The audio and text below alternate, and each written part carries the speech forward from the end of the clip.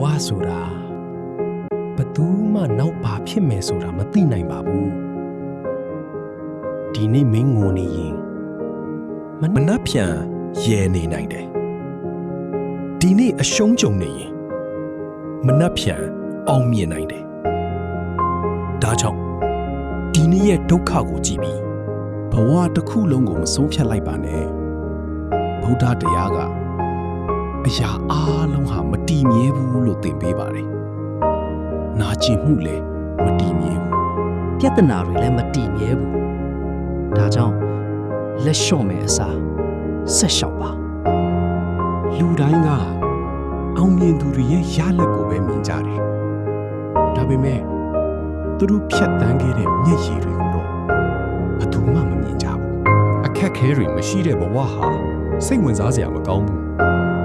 ဒုက္ခတွေကိုကြော်ဖြတ်ခဲ့တဲ့သူရဲ့ဘဝကသာတခြားသူတွေကိုညှော်လင့်ချက်ပေးနိုင်တာပါဒီနေ့မင်းရဲ့ဒုက္ခဟာတနေ့ကျရင်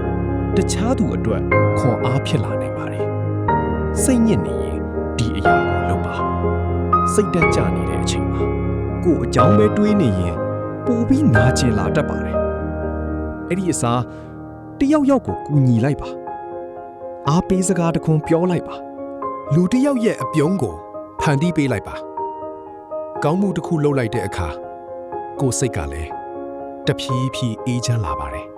စိတ်ကိုမထိန်နိုင်ရင်စိတ်ရဲ့ကြုံဖြစ်သွားမယ်စိတ်ဟာအကောင်းဆုံးအစီခံဖြစ်နိုင်တယ်လို့အဆိုးဆုံးသခင်လည်းဖြစ်နိုင်ပါတယ်ဒေါသမနာလိုမှုစိုးရိမ်မှုမထိန်နိုင်ရင်စိတ်ကကိုယ့်ဘဝကိုထိန်းချုပ်သွားပါလိမ့်မယ်ဒါကြောင့်ကို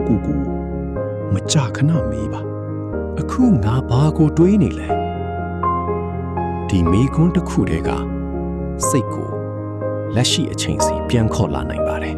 အစိုးမြင့်အတွေးကိုဒီမေးခွန်းမေးပါစိတ်ဆိုးနေတဲ့အချိန်စိုးရိမ်နေတဲ့အချိန်ဒီမေးခွန်းကိုမေးပါဒီအတွေးကငါအတွက်အကျိုးရှိလားအဖြေကမရှိဘူးဆိုရင်နောက်ထပ်မေးပါအခုချိန်မှာအကောင်းဆုံးဘာလုပ်နိုင်လဲဒီလိုမေးတက်လာတဲ့အခါပြဿနာတွေကအဖြေကိုကိုယ်တိုင်ရှာတွေ့လာပါလိမ့်မယ်